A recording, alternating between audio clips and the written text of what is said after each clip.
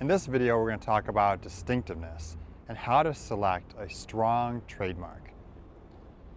There's something called a spectrum of distinctiveness that has 5 different categories. They are in order: generic, descriptive, suggestive, arbitrary, and fanciful trademark rights.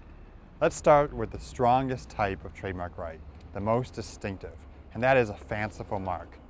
An example of a fanciful mark is Exxon or Kodak. These are entirely made-up words that have no meaning apart from their service as an identifier of the source of the goods or services to which they're attached. The next type of trademark is arbitrary. An arbitrary mark is also an extremely strong trademark, highly distinctive. An example of an arbitrary mark is Apple or Amazon. These are words that actually have some meaning entirely separate from their service as a trademark for the goods or services to which they're attached. They tell you nothing about the nature of the goods or services to which they serve as a trademark. The third category of trademark is suggestive. This is a word that tells you a little bit about the nature of the goods or services to which they're attached. Examples of suggestive marks are Jaguar, Microsoft, or Citibank.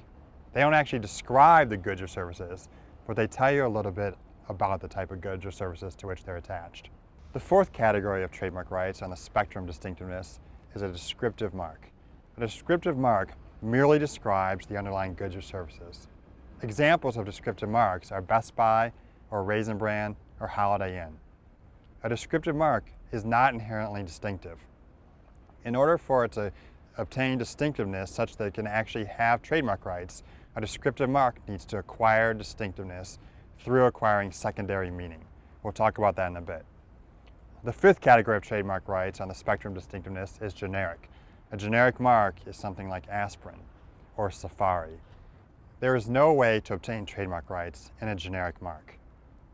Now, distinctiveness matters. The more distinctive a mark, the farther along the spectrum of distinctiveness it is, the broader the protection you can get.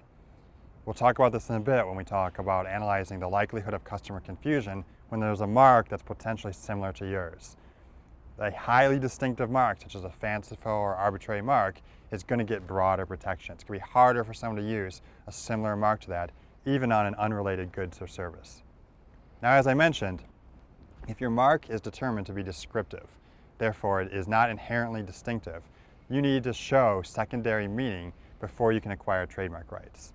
In order to prove to the Patent and Trademark Office that you've acquired secondary meaning, you need to show that through repeated use of your mark in association with the goods or services, consumers associate that mark as identifying the source of the goods, not just describing the nature of the source of goods. So you can show customer testimony, consumer surveys, the volume of the goods or services used, the manner in which you've used the trademark as a source identifier rather than as a describer. All of these are the types of evidence you'll need to submit to the Patent and Trademark Office or submit in court in a litigation proceeding in order to show that in fact your mark has acquired distinctiveness. It's actually functioning as a trademark. So as you can tell, from a trademark perspective, it's easier if you pick a mark that's not descriptive. Many people on the business or marketing side will tell you that there's value in selecting a mark that actually tells a consumer something about the underlying goods or services. Therefore, suggestive marks, that category where there's inherent distinctiveness, but also some suggestion as to the nature of the underlying goods or service, is the sweet spot for selecting a brand name. That's a very general overview of distinctiveness and how to select a strong trademark.